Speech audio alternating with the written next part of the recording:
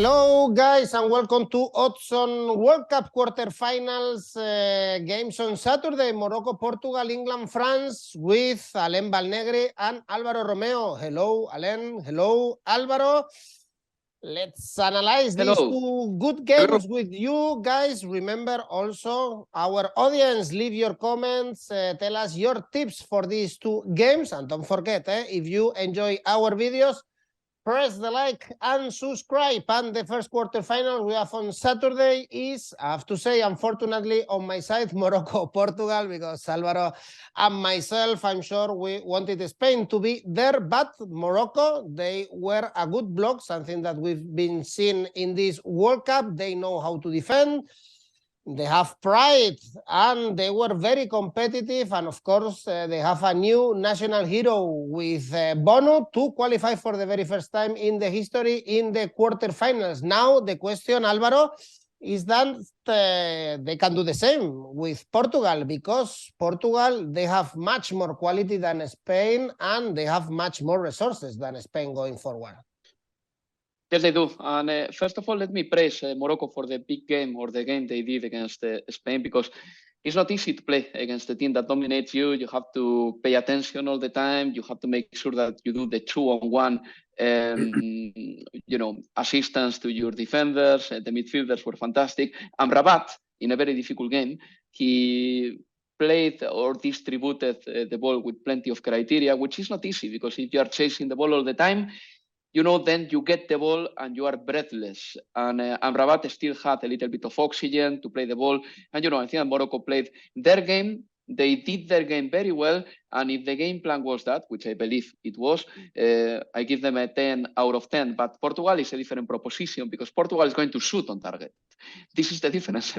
Portugal is going to produce shots. And I was very surprised about the win against Switzerland, because I was expecting a more cagey game, or I was expecting maybe the Swiss to be more competitive, or to stay in the game for longer. But, I think that Portugal is a good mix of everything. We have spoken about this before, but Portuguese club football is going through a very good moment. Porto, especially Benfica right now. And it's not surprised that a player like Gonçalo Ramos, who plays for Benfica, scores for Portugal in the World Cup last 16, and not only one goal, but a few as well. Then, for example, the goalkeeper, Costa, a defender like Pepe, who plays for Porto, and he scored a beautiful header as well against Switzerland. So I think that club football in Portugal is doing well, and then we know that there is a diaspora of Portuguese players abroad who are very good and important for the clubs as well. So, I think that for this game, Portugal has to come as a favorite. I know that Morocco has left a clean sheet against Spain in 120 minutes, against Croatia, and against Belgium, which is very good. But Portugal going forward is very dangerous. I'm not saying that they are daring. I'm not saying that Portugal is an offensive side. In fact, the manager is rather defensive, but they've got the quality. When they have the chances, they score them. And they manage to make you believe that you can attack them. And then when they take the ball back and they counter-attack, they are very deadly as well. So for this game, I'm going to go for Portugal to win. Simple, 170. I think that Portugal is going to qualify, but I think that they are going to qualify in 90 minutes. Portugal to win, just on the basis of the scoring threat they've got. And I also like Portugal to score over 1.5 goals. So basically all the clean sheets that Morocco kept against Croatia, Belgium, and Spain, I don't think that they are going to be able to keep them against Portugal. So I'm going to take a little bit of a gamble, a risk here, but Portugal to score over 1.5 goals, 183. I was saying this throughout the tournament, Alain, that no one was speaking about Portugal, and if we check the squad, is one of the best ones in this World Cup. So I would agree with Alvaro. I see Portugal winning, and winning even easily, taking in consideration the differential players they have in the middle, like Bruno Fernandes, like Bernardo Silva, the power that they have up front. They have a lot of good players to give this final pass that Spain was unable to give against Morocco, for instance. Yes, in the individual perspective, they have one of the best squads in the World Cup. Every role, every position have two players with some different characteristic. One of the limit of Portugal was the model of play the last year, because I think Santos doesn't explode the potential, because he was a really conservative team in the idea of the football, and it was the limit. And I think in this World Cup something changed. Something changed. We saw a Portugal with more solution in phase of possession of ball, with some substitution, like yesterday Gonzalo Ramos substitute Ronaldo was a gamble for Santos, but at the end you saw the idea start to be changed. And I think Portugal have something who not a lot of teams have. They can change the register in the game. And that one in a World Cup is a key. Is a key, and they have the player to can change the register of the game. When do you saw in the bench, and you have Rafael Leao, Cancelo, and Ronaldo yesterday. No team have that quality in the bench. No team. And against Morocco, I think if Morocco was the worst team for Spain, Portugal is the worst team for Morocco, because Portugal is comfortable to without the ball, to have a game without rhythm. Is comfortable in every context, and that one I think give a big advantage to Portugal.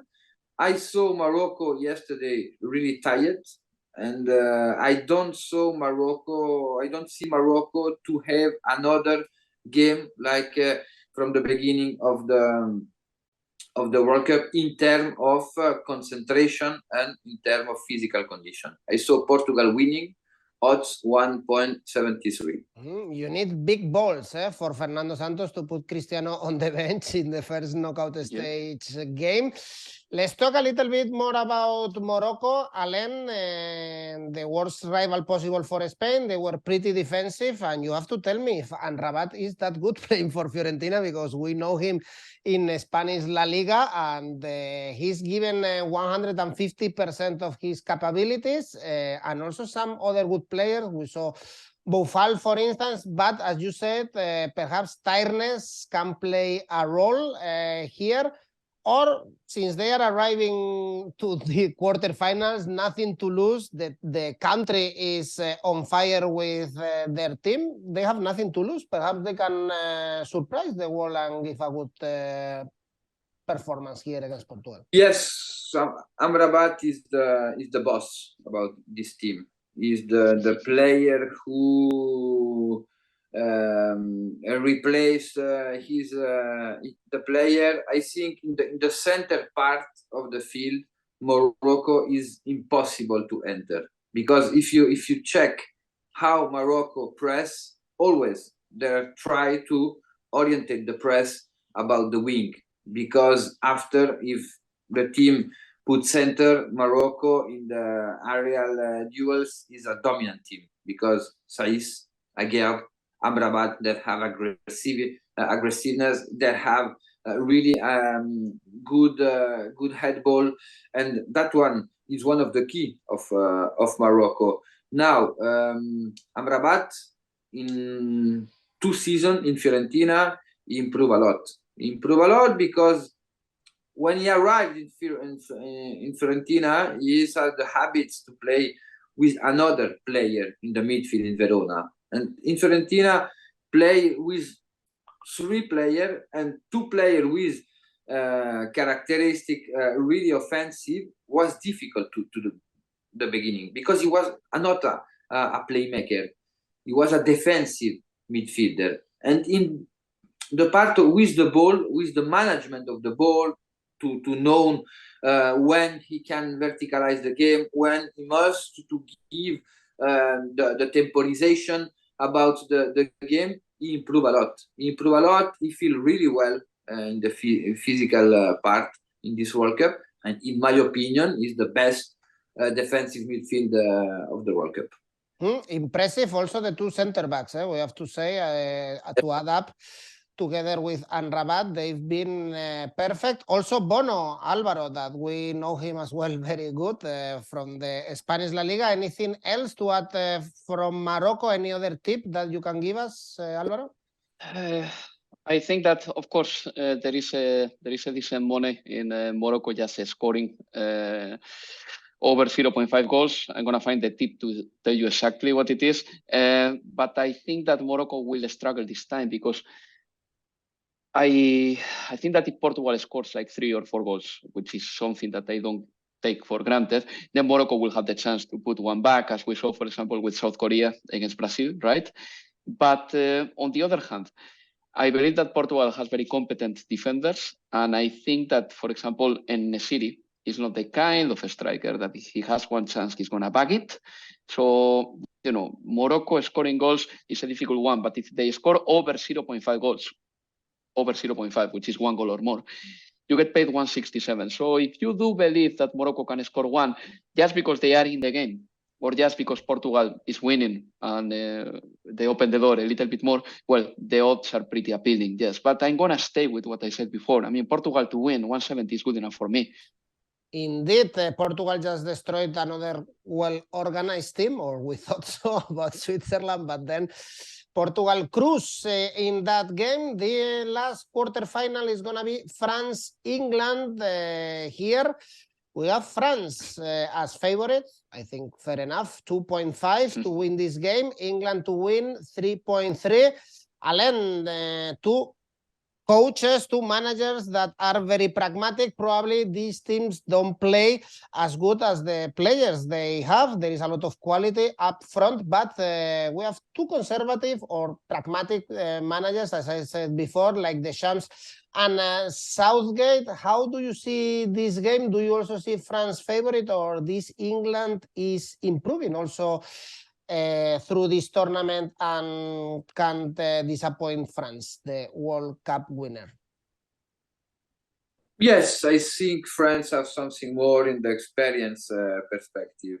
After, for the model of play, for the idea of the manager, for the individual player, I think we have a lot of balance.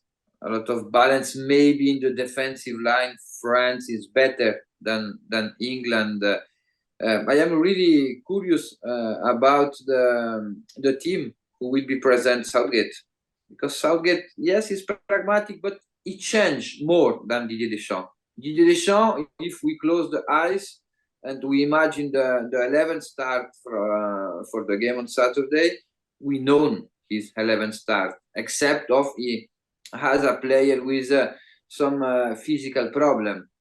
With England is more difficult because he can change the structure about the midfield. He can change the winger, and I am curious who will be choose Southgate for that game. In this moment, France is difficult to saw France lose a game, because with that Mbappé in this moment and that type of structure in defensive phase is difficult, because it's a really strong team, and when they recover the game, they can attack with Kylian Mbappé, and is the player for the goal most differential from the beginning of the World Cup. I think France is more comfortable than England without the ball, and that one make me think about Southgate plan.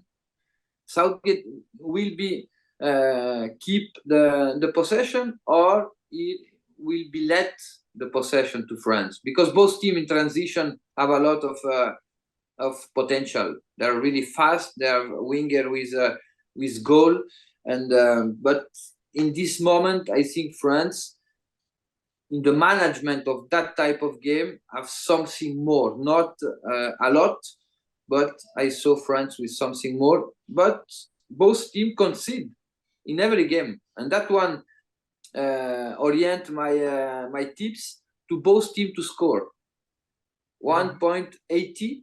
Yes, and I see both teams scoring in that game. Well, obviously, both teams have a lot of quality, especially going forward. We have Mbappé, but on the other side, for England, we have Kane finally scoring in this tournament, but also Rashford, Foden. There is a lot of quality. Alvaro, if we check the goals market, over 2.5 goals pays 2.1, under 1.8. So the bookies don't expect many goals, probably because this is the knockout stages, and probably because the Shams and Southgate are pretty defensive managers, actually. Yeah, but what Alain said about both teams to score, I back it as well. It pays 180.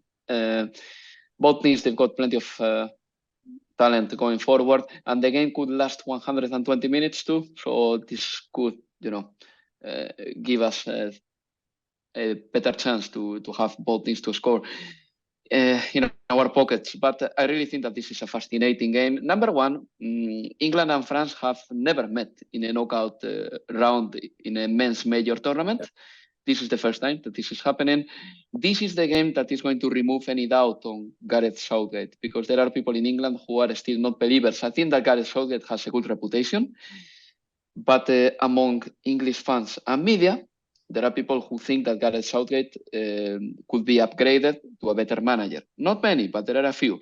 But if he wins this game, I think that the perception about him is going to change. I think that the whole English fan base is going to be unitary, and they will believe that Gareth Southgate has done a fantastic job.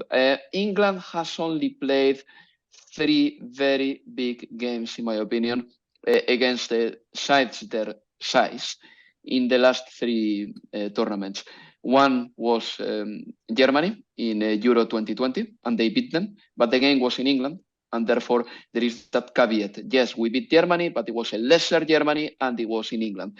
Then Italy, in the final of Euro 2020, they didn't win it, and this game now. I don't consider Croatia in 2018 a side on paper of the size of England, because England perhaps had better players.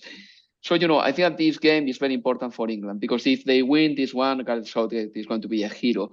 But, this is France, and France is going to present so many threats to England. One question for me, one key question, is when are they going to remove the handbrake? Because I know that France and England could have a tendency not to attack a lot. France is very comfortable in transitions, and England can be very comfortable in transitions too, because both sides have fast players, and with the spaces they can hurt you. Who is going to remove the handbrake first? And when are they going to do it? This is a question for me that is going to offer the key of the game. Then there are things or narratives that they have been spurred on by media, like, for example, Walker versus Mbappé. Here in England, they say that no defender can stop Mbappé, but if anyone can, it's Kyle Walker, because he's very fast too. Well, let's see. I think that when it comes to the English side, they are very likely to play with 3 midfielders, as they did against Senegal, with Jordan Henderson just being added to the midfield line altogether with Jude Bellingham and Declan Rice. This is a possibility that may happen, because you need to have concrete in midfield, especially if Antoine Griezmann is playing so well between the nines. Because I think that Kylian Mbappé is hitting the headlines, and rightly so, because he has scored many goals. But Antoine Griezmann's World Cup has been astonishing, really. Mm-hmm. In between the lines, he's been the orchestrator of many attacks by the French national side. Let's see if Raheem Sterling is back for the game. I don't think so. I think that he's going to stay in London with his family after a burglar broke into his property. But anyway, I don't think that this is tremendously crucial, because England has plenty of options up front. And then, let's see if Kylian Mbappé keeps on scoring, because he has scored already 9 World Cup goals, and he has broken the record held by Eusebio of being the youngest player to reach these 9 goals in a World Cup. Well, Eusebio did it with 24 years and 182 days, and Kylian Mbappé is younger than Eusebio right now. So, for this game, both teams to score is good, 180.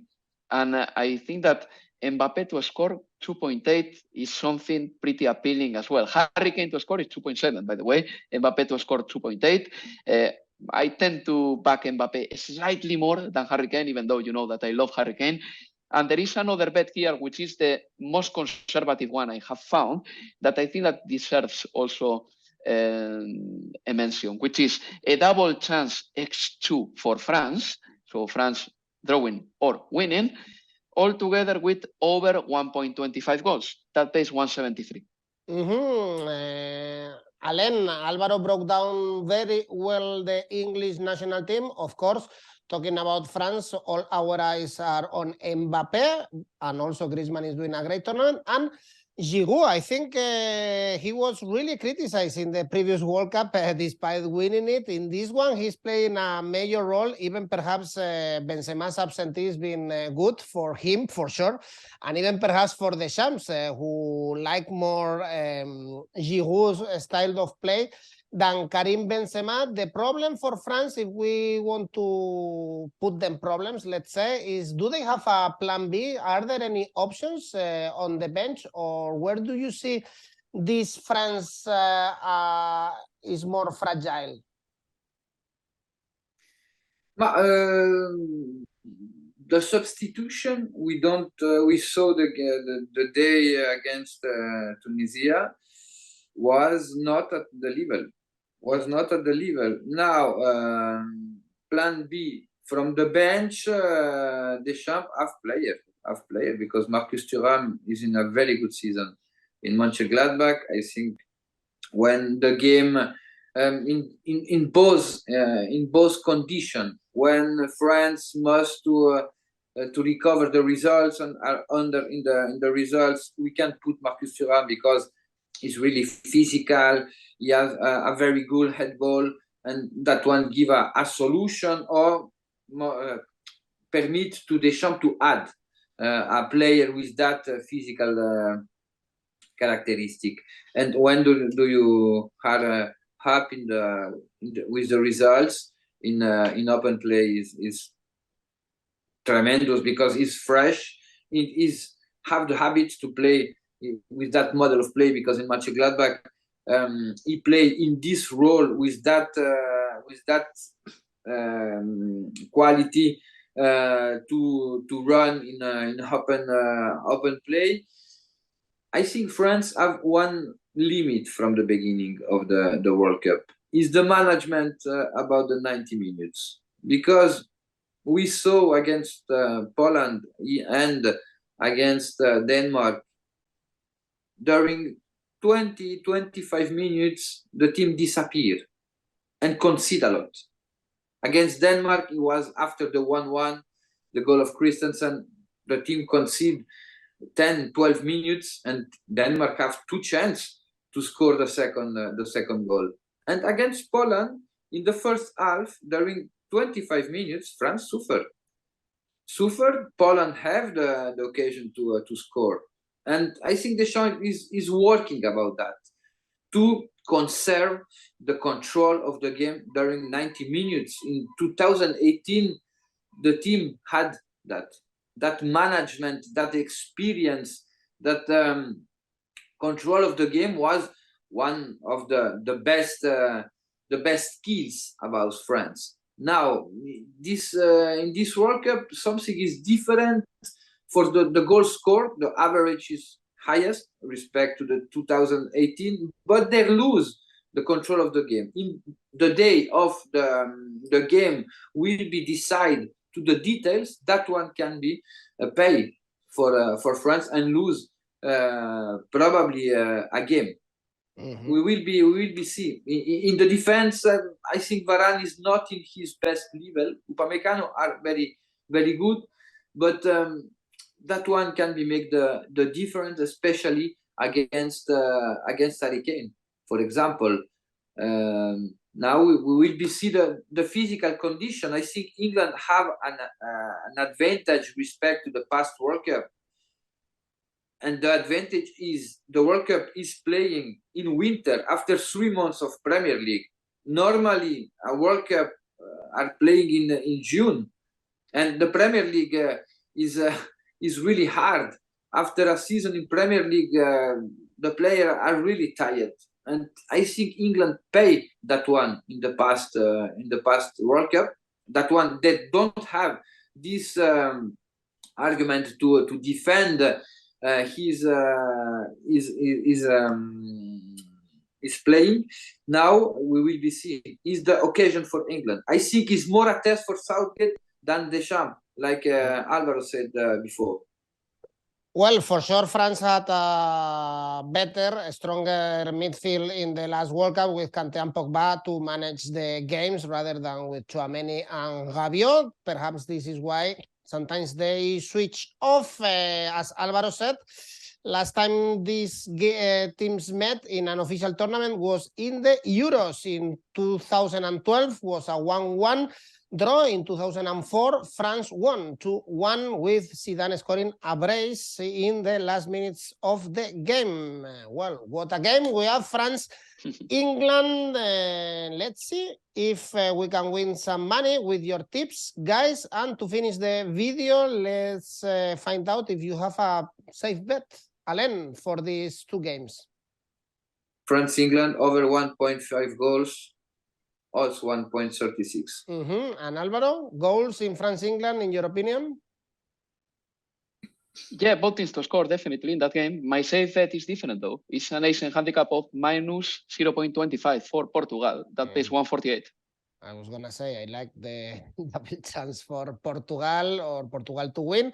And your ACCA, Alvaro? My ACCA is Portugal to win and England-France, both teams to score. Altogether, 306. Sounds good. Alain, yours? Morocco-Portugal X in the first half. France-England 1x no bet. Totals 3.76. All right. Good options, plenty of options to bet. Hopefully make some money on Saturday in the World Cup. What two games? Morocco-Portugal, France-England. Alain, Valnegri, Alvaro, Romeo, thank you very much. Guys, don't forget, if you enjoy the video, support us. Just press the like, subscribe, and see you very soon. Bye-bye. Oh, bye-bye.